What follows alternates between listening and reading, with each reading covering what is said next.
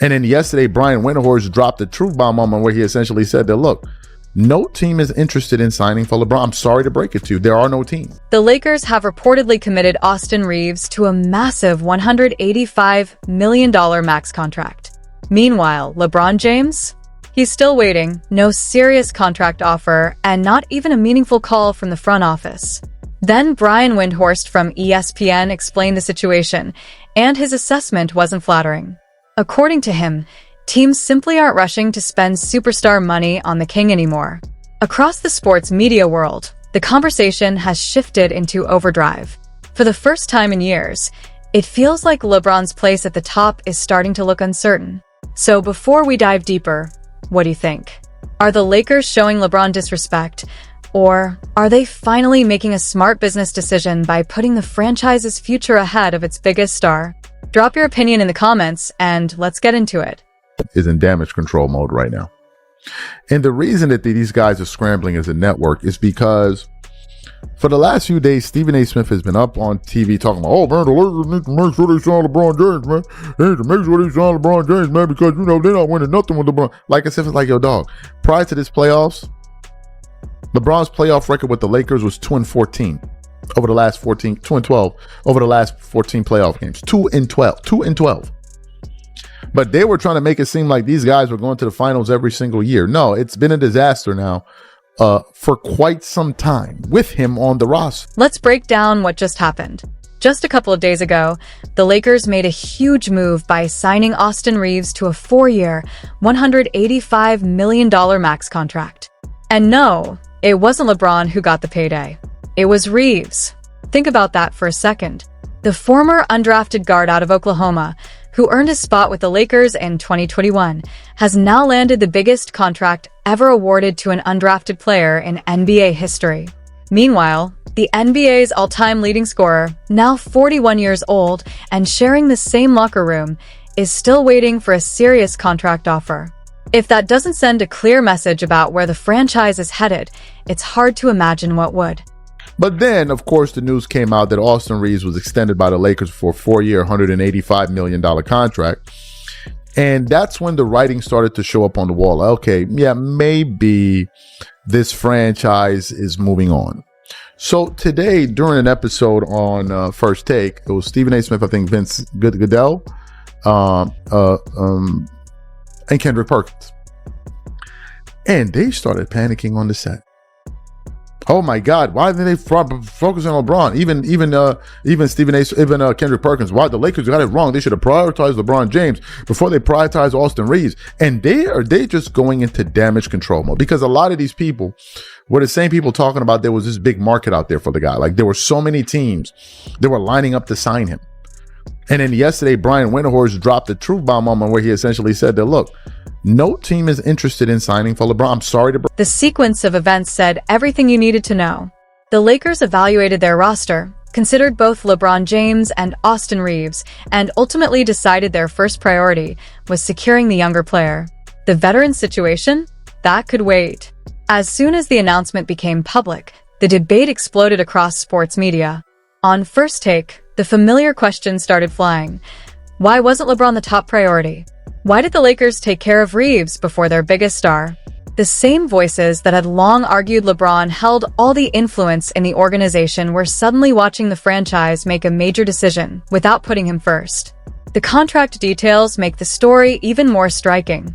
Reeves agreed to a 4-year, $185 million extension after declining his $14.9 million player option. His first-year salary is expected to be roughly $41.3 million. That number is eye-opening. It's actually higher than what the league's reigning MVP is scheduled to earn next season. An undrafted player is set to make more than the NBA's most valuable player. The agreement also includes a player option for the final season in 2029-30, giving Reeves additional control over his future. On top of that, the deal sets a new benchmark, making him the highest-paid undrafted player in NBA history. Lakers signed Austin Reeves to a 4-year, $185 million max contract to keep him in LA and restrict him from becoming a free agent. So AR will stay in LA with Luka. But as for LeBron James, who is an unrestricted free agent, Shams Charania says there's been not much movement. Listen to this.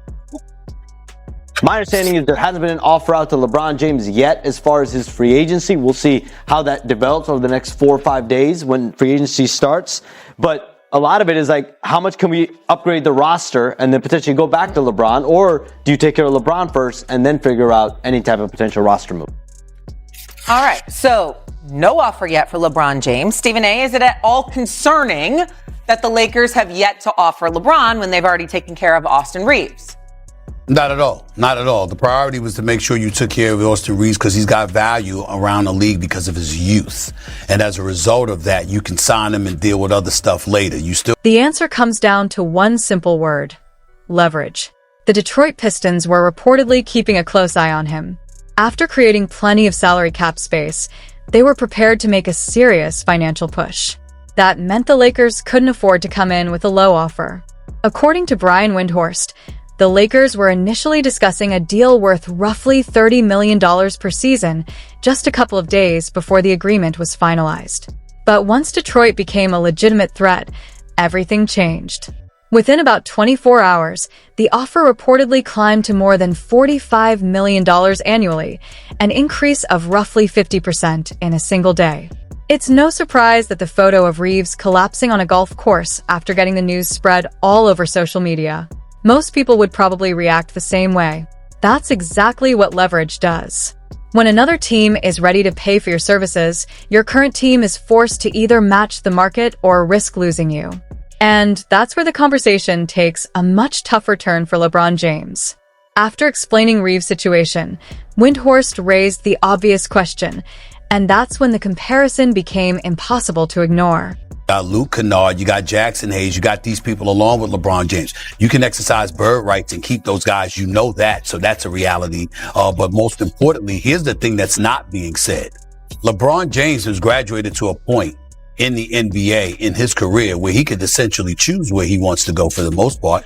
Like if LeBron James, it's a money issue where we're concerned in terms of us talking about how the Lakers ain't going to give him $52 million and all of this other stuff. I got that part. But if LeBron James, money aside, sat up there and said, I want to be on your basketball team, who's telling them no? Anybody telling them no? I mean, you might have 1 or 2 teams that might say no, but for the most part, 95% of the league is going to be like, hell yeah, let's make this happen. Who's actually prepared to hand LeBron James a massive new contract? According to Brian Windhorst, the answer was straightforward. Not many teams, if any. Sure, there are organizations that would gladly welcome LeBron onto their roster. But that's very different from being willing to offer him a blockbuster payday. Right now, there doesn't appear to be a bidding war for his services. And when there aren't multiple teams competing for you, the balance of power shifts completely. As Windhorst explained, the Lakers aren't really negotiating against rival franchises, they're essentially negotiating with themselves. Without outside pressure driving up the price, the team has far more control over the talks. That's the exact opposite of having leverage. Instead of holding the stronger position, it's the situation of a player whose negotiating power has weakened, leaving the team with little urgency to increase its offer.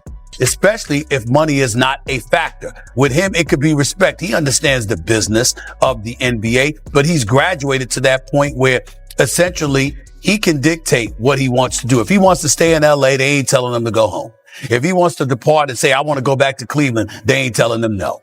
If he called Pat Riley and said, listen, I want to come back and join Giannis and Bam in LA, you think Riley's going to tell him no? He ain't going to tell him no. So that's what we have to understand. It's not really concerning to me because it's LeBron and that is his reality. A reality, by the way, that he has earned.